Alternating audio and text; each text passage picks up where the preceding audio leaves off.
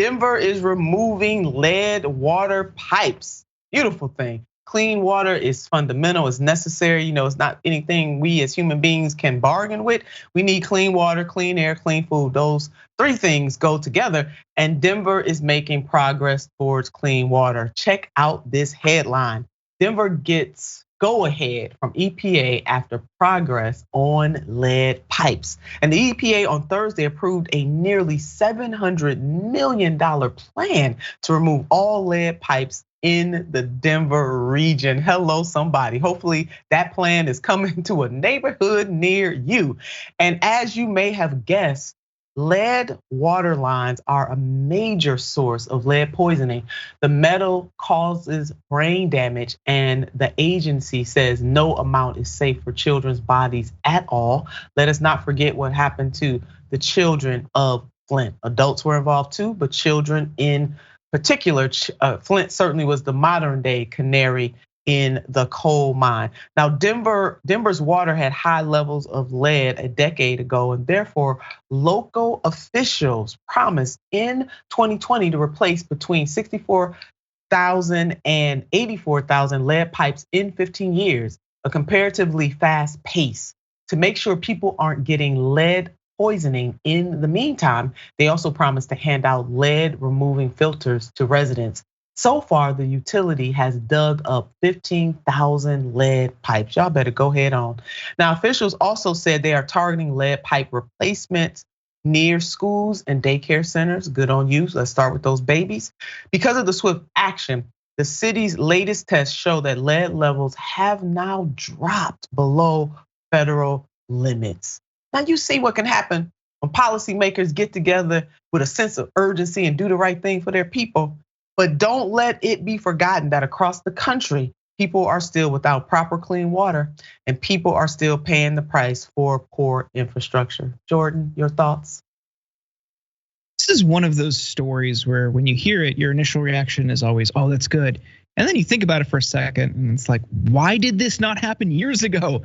We have known for years that lead is damaging and hazardous to our health. And I can never wrap my head around any of these stories. It's like, yes, this is good. Why is it only just happening now? I'm like, you gotta balance it. Sure, there's a silver lining, but like I feel bad for people who have been subject to this for years, who might develop health consequences later down the line. I really wish we had a government, top down, federal, state, local, that put the interests of people first. That the nanosecond they learn there's something in their society, there's something in their city or in their community that is hazardous, that is bad, that is dangerous, that doesn't help and put people first, they fix it and they work to fix it. We just don't have that.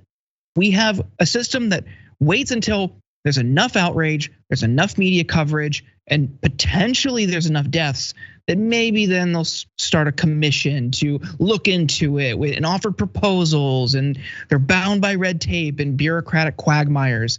That's a system we have. I would love a more efficient, people-powered system. So I'm always appreciative of people like you, Senator Turner, who have fought their entire political career to create that system and create that change. And the people that you and others have inspired to get involved at the local level, at the state level, at the federal level, who have that same outlook and have that same worldview and view of our political system, or an ideal political system, is what's going to lead to this type of change later on.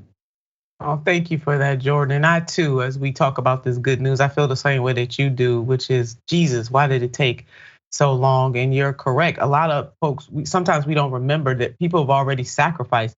The children who were poisoned in Flint, that's gonna be with them for the rest of their lives. The generations who had to suffer through lead poisoning, that is with them into adulthood, all the way till death.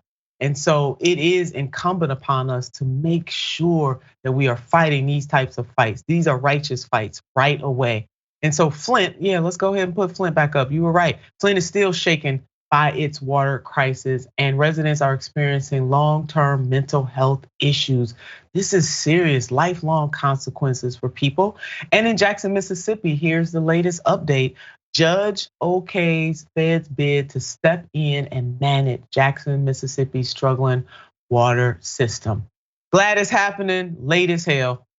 My God. Oh, we got to get some more like true public servants in office. Can we, on all levels, as Jordan laid out?